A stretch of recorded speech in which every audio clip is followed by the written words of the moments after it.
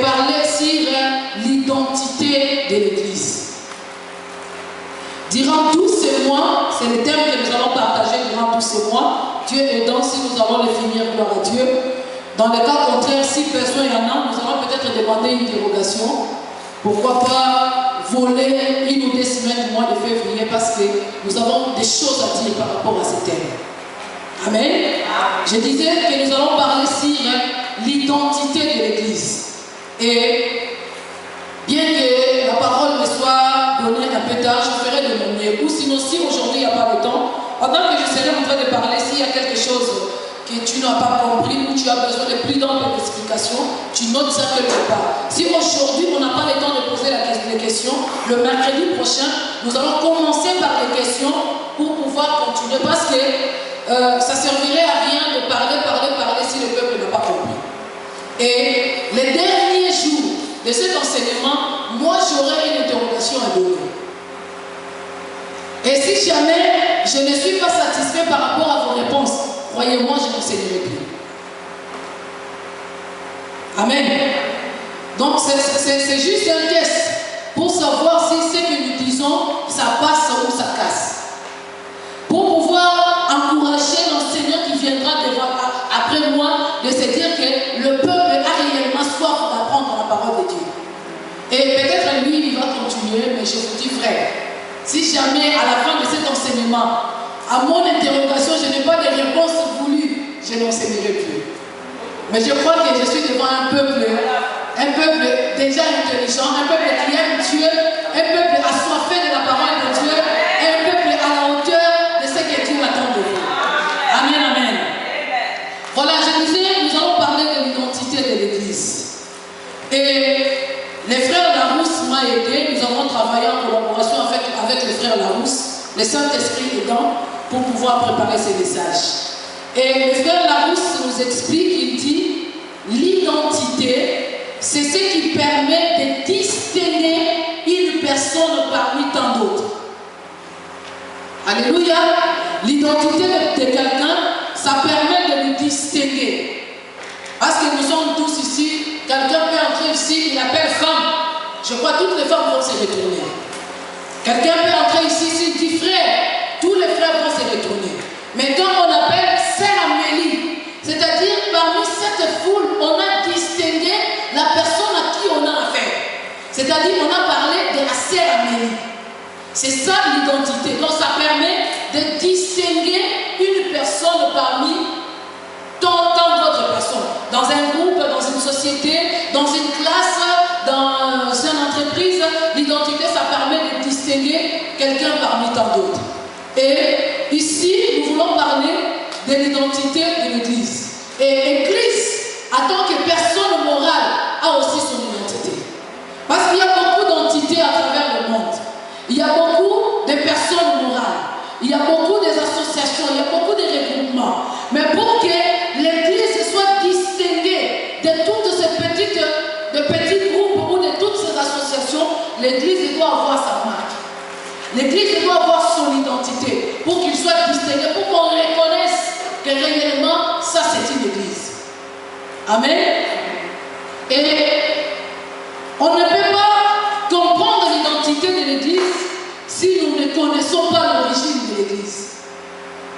Si nous ne connaissons pas l'historique de l'Église, il nous serait difficile de réaliser et de comprendre l'identité de l'Église. Je crois que l'identité de tout et chacun, comme nous sommes ici, ça vient des origines. Je m'appelle Toumba, c'est mon nom de la famille. Ça veut dire que ça vient de mon père. Mon père a eu de son père. Le père a eu, donc voilà. Il y a toute une histoire, il y a toute une lignée qui fait en sorte que l'homme soit identifié. Et l'Église dont nous voulons parler d'identité a aussi son histoire, a aussi son origine, a aussi de quelque part d'où il vient. Et je voudrais vous dire d'emblée que l'Église vient de la pensée de Dieu. L'Église n'est pas quelque chose que les hommes se sont décidés de faire. L'Église n'est pas quelque chose que les hommes se sont dit, voilà, toi viens, moi aussi je vais venir, nous allons nous assembler et nous allons... Non, l'Église vient de la pensée de Dieu. Et pour que nous comprenions que l'Église vient de la pensée de Dieu, nous allons l'origine de la création. Alléluia. Vous savez, je ne suis pas enseignante. Je suis évangéliste, vous le savez bien. Mais je vais faire un effort d'enseigner. Je vais me servir de mes compétences pédagogiques parce que je suis diplômée en pédagogie. Donc, je vais me servir de mes compétences pédagogiques pour enseigner. Donc, si vous me voyez m'envoler, retenez-moi.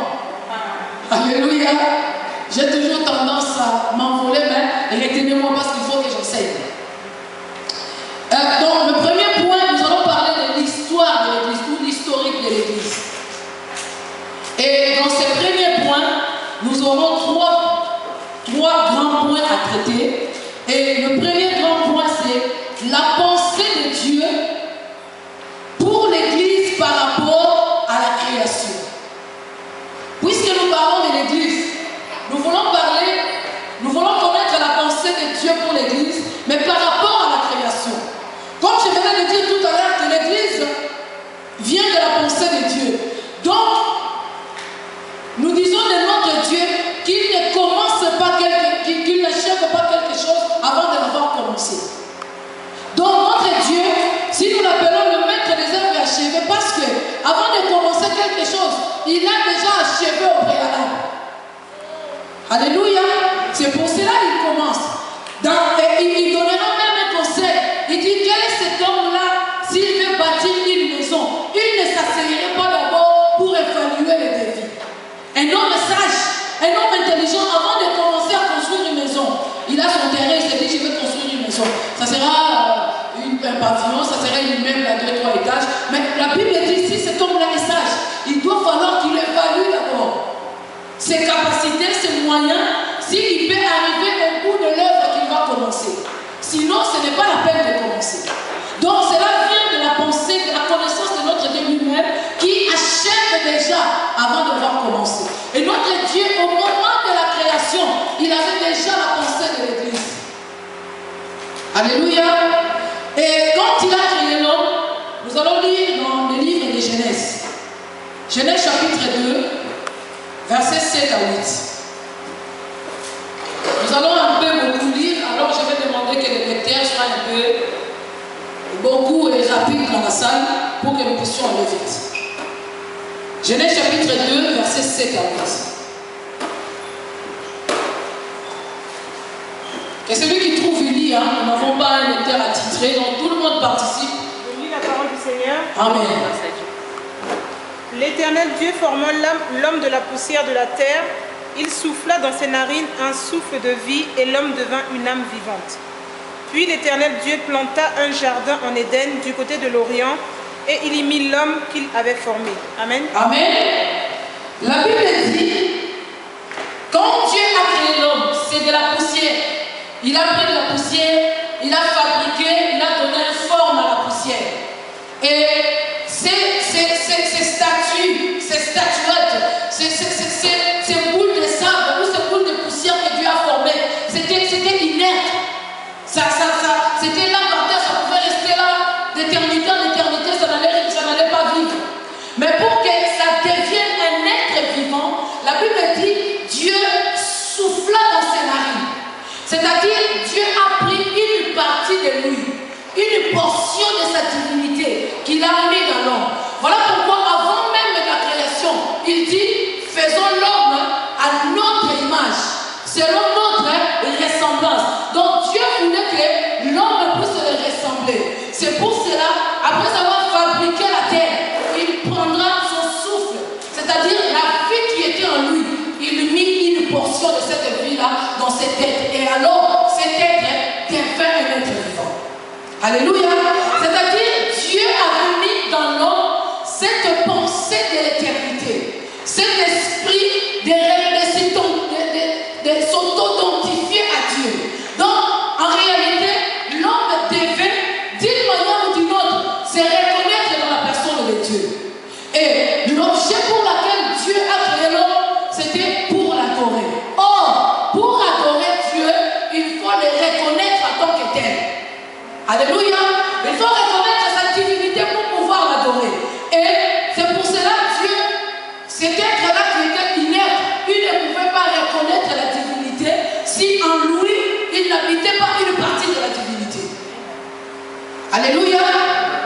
Jusque-là, je pense que je me fais comprendre. Voilà. Et lorsque Dieu créa cet homme, lorsqu'il mit en cet homme cette pensée de l'éternité, la Bible dit, il planta un jardin en Éden. Il pouvait laisser l'homme aller faire du tourisme du bout en bout du monde pour pouvoir contempler tout ce que Dieu a créé. Mais Dieu a créé un jardin. Et la Bible dit, il plaça l'homme dans le jardin. En d'autres termes, Dieu a délimité la partie qui était appropriée à l'homme. Alléluia. Parce que l'homme ne vivait que dans les jardins. L'homme n'avait pas droit, en fait, je ne sais pas s'il connaissait même que les jardins étaient délimités. Mais Dieu, dans sa pensée, il a placé l'homme dans les jardins. Alléluia. Et dans ce jardin, l'homme jouissait de tout le bonheur du monde, de tout ce que Dieu pouvait créer de mieux. Et la Bible dit, chaque fois, Dieu descendait. Malgré que l'homme était dans les jardins, mais il avait un lieu approprié où Dieu descendait chaque soir pour les rencontrer.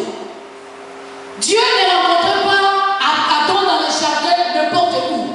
Ce n'était pas au bord de la fleuve, ce n'était pas sous les manguiers ou sous les cocotiers, je ne sais pas. Mais Dieu avait un lieu précis. Voilà pourquoi le jour où l'homme a péché, quand Dieu est descendu, la Bible dit, l'homme a fui devant la face de Dieu et il alla se cacher. Il était où? Dans les jardins, mais pas dans les lieux de rencontre. Alléluia. Il est allé se cacher, mais dans les jardins. Et Dieu, quand il est arrivé au lieu de rencontre, il regarde à gauche à droite, il ne voit pas l'homme, il dit, attends, où es-tu? Parce que j'ai l'habitude de te voir là. J'ai l'habitude de te rencontrer là. Mais maintenant que moi je suis au lieu de rendez-vous, toi tu n'es pas là. Où es-tu? Cela nous prouve que Dieu, malgré que l'homme était dans les jardins, en dehors de ce moment où il rencontrait Dieu, il avait tous les jardins à sa disposition. Mais à l'heure du rendez-vous, il devait être là. Là où il devait rencontrer Dieu. Alléluia. Donc, l'homme devait respecter ce principe-là. Tant que l'homme demeurait dans ce principe-là, de rester dans les jardins, de ne pas aller au-delà des limites que Dieu avait tracées. Et même alors qu'il n'avait pas encore touché à l'arbre de connaissance de bien et du mal, donc l'homme demeurait dans cette relation parfaite avec Dieu. Donc demeurait dans cette atmosphère d'adoration avec le Seigneur. Alléluia. Et un jour, ce qui devait arriver arriva, l'homme psychopathe. Et alors que l'homme a péché, la Bible dit, Dieu l'a chassé du jardin de Dieu. Mais tout en étant en dehors du jardin, l'homme a gardé en lui la pensée de l'adoration. Qu'est-ce qui a aidé l'homme à maintenir cette pensée de l'adoration? C'était la portion de la divinité qui était en lui. Personne n'a dit à Adam et Ève qu'il fallait donner un sacrifice à Dieu. Ils n'ont dit ça nulle part parce qu'il n'y avait pas les écrits. Mais quand même, ils ont eu l'idée d'offrir à Dieu. Cela veut dire, cette pensée de l'éternité, les souffles de vie que Dieu avait soufflé sur cet être inerte, cela travaillait encore dans l'homme. Cela leur poussait à reconnaître encore qu'il existe un Dieu suprême à qui nous devons l'adoration. Alléluia. Au fil du temps, l'adoration commença à disparaître sur la surface de la terre. Je ne suis pas, ce n'est vraiment pas mon message, je suis en train de parler de l'identité de l'Église. Donc je vous ai dit, le premier point c'était juste pour comprendre la pensée de Dieu pour l'Église par rapport à la création. Donc, depuis que Dieu a créé l'homme, depuis le temps de la création, il avait en lui l'image de l'Église. Voilà pourquoi il pouvait créer l'homme et le mettre dans les jardins, c'est-à-dire dans quelque part où il devait venir rencontrer l'homme. Et quand bien même l'homme aura péché, l'homme a été chassé de la face du Seigneur, mais en lui est restée cette pensée de l'adoration pour pouvoir rechercher Dieu. Et malheureusement, ils se sont tellement perdus dans leur pensée qu'ils ont commencé à adorer les idoles, qu'ils ont commencé à adorer d'autres dieux que le véritable Dieu. Et Dieu voulant toujours garder cette pensée ou garder l'homme dans sa visée, il viendra beaucoup des années plus tard rencontrer Abraham. Alléluia. Dieu, quand il rencontra Abraham, nous lisons Genèse chapitre 12.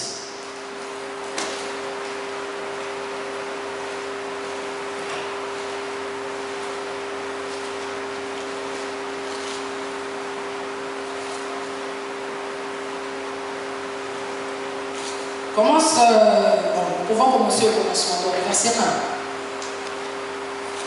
Oui, la parole du Seigneur. Amen. Genèse au chapitre 12.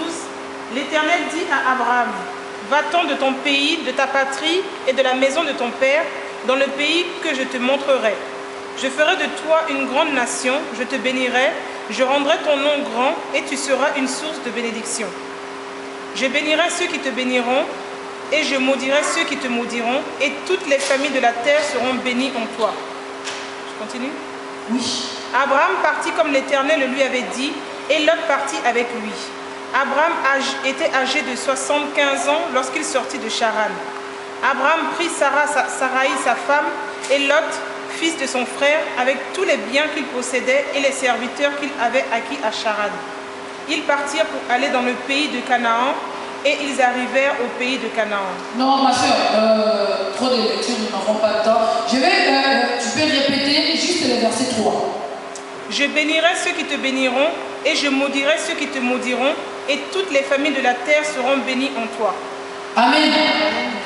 Dieu, dans ces soucis-là de récupérer l'homme ou de faire régner son nom sur la terre, il alla choisir Abraham. Abraham, c'était un enfant né, grandi, élevé dans une maison d'idolâtrie. Parce que son père, c'était un sacrificateur des idoles. Mais comme Dieu fait sa grâce à qui il veut, la grâce de Dieu était dans la vie d'Abraham et il fut choisi par Dieu. Et Dieu lui dit, sors de ta patrie, sors de la maison de ton père, et il lui dit, je ferai de toi, pardon, je recommence. L'Éternel dit à Abraham, va-t'en de ton pays, de ta patrie, et de la maison de ton père, dans le pays que je te montrerai. Je ferai de toi une grande nation. Alléluia. Et je te bénirai et je te rendrai ton nom grand. Et tu seras une source de bénédiction. Je bénirai ceux qui te béniront et je maudirai ceux qui te maudiront. Et toutes les familles de la terre seront bénies en toi. Alléluia. Dieu a appelé Abraham. Il dit, par toi je vais avoir un peuple. Par toi je vais avoir une nation. Cette nation qui portera mon nom. Cette nation qui fera voir à tout autre peuple que moi, l'Éternel et Dieu, j'existe. Et que c'est moi qui suis le créateur de toutes les choses. Mais non seulement de toi sortira une nation, mais toutes les familles de la terre seront bénies en toi. Quand Dieu parlait de toutes les nations de la terre, il voyait les habitants du Côte d'Ivoire. Il voyait les Congolais, il voyait les Français, il voyait les Vietnamiens, il voyait, je ne sais pas moi, les Russes ou les Américains. Donc, dans Abraham, il y avait une promesse sous des volets. Il y avait une promesse d'une nation qui devait sortir de lui. Et il y avait aussi une promesse que toutes les familles de la terre devront être bénies par Abraham. Amen. Alléluia. Là, je suis à mon deuxième point. La pensée de Dieu pour l'Église par rapport à Israël. Amen. Deuxième point, la pensée de Dieu pour l'Église, mais par rapport à Israël. Comme je venais de dire, Dieu qui choisit Abraham, il lui fait une promesse qui a dévolé. Même lui-même, Abraham, ne comprenait pas la pensée de Dieu. Même lui-même, Abraham, ne pouvait pas saisir la pensée de Dieu, parce que dans la pensée de Dieu, il voyait Israël, mais il voyait aussi l'Église. Alléluia.